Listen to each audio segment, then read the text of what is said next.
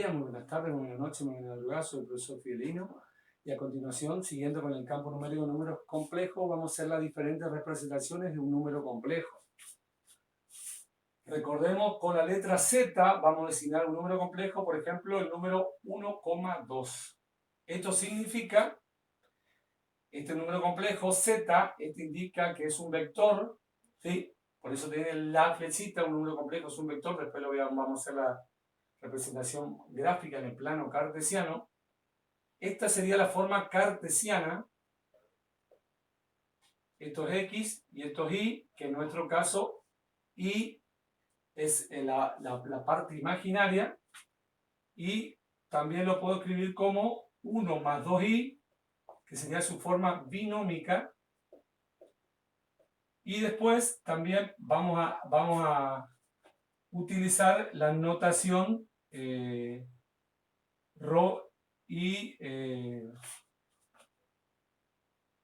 tita, que sería, en este caso, utilizar ρ, este sería el módulo del vector y este el ángulo. ¿Sí? Esta sería la forma polar. ¿Sí?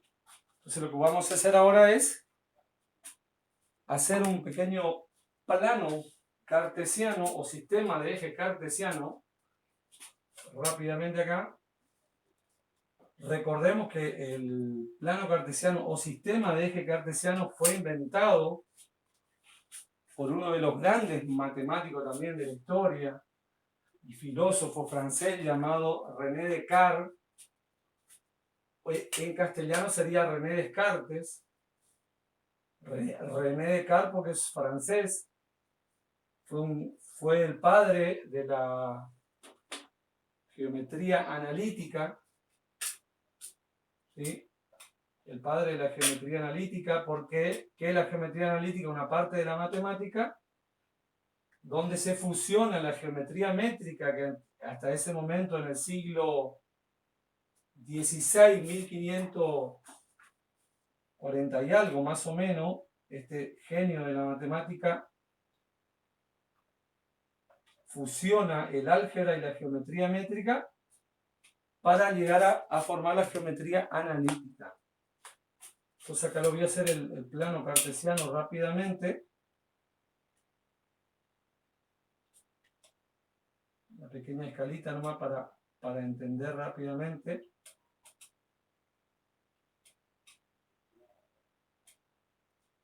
Entonces acá tenemos, por ejemplo, el 1, el 2, 3, menos 1, menos 2, acá 1, 2 y 3. Acá en el eje de las ordenadas irían las Y positivo, acá Y negativo, acá X positivo y acá la parte de X negativa.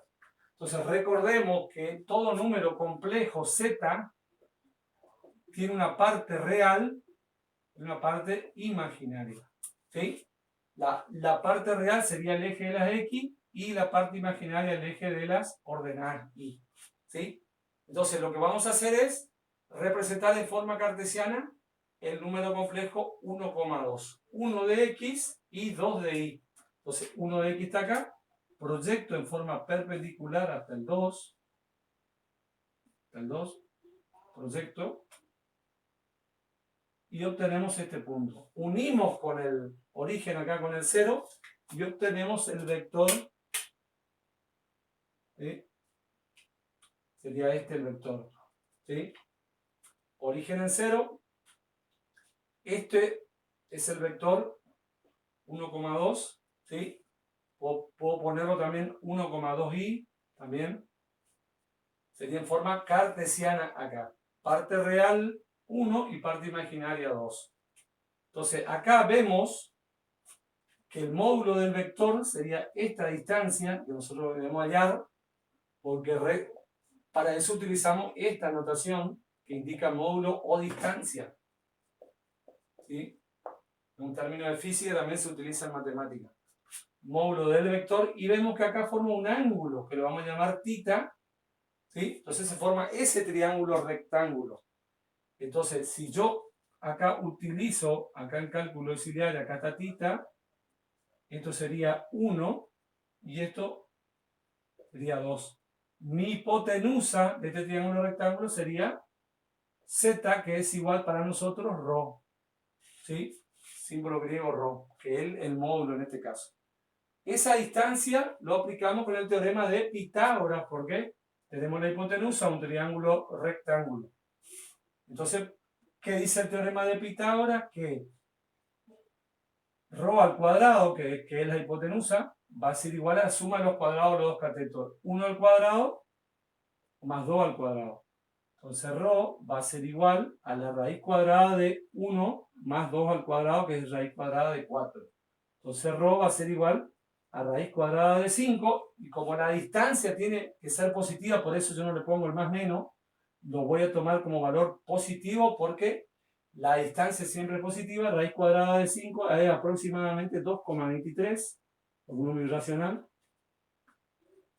Entonces ya tenemos para representar en forma polar, ¿sí?, el número, el módulo sería ρ 2,23 aproximadamente. Acá le pongo punto suspensivo, coma. No me faltaría hallar el ángulo tita. Entonces el ángulo tita, vemos acá qué función trigonométrica involucra los dos catetos. Y la razón trigonométrica, función trigonométrica que involucra es la tangente. Recordemos que la tangente de tita es igual a cateto opuesto sobre cateto adyacente. Entonces, tangente de tita va a ser igual a cateto opuesto sobre cateto adyacente. Cateto opuesto sería 2 y cateto adyacente sería 1. ¿Sí? Cateto opuesto es este, cateto adyacente. Entonces, tita va a ser igual al arco tangente de 2 sobre 1.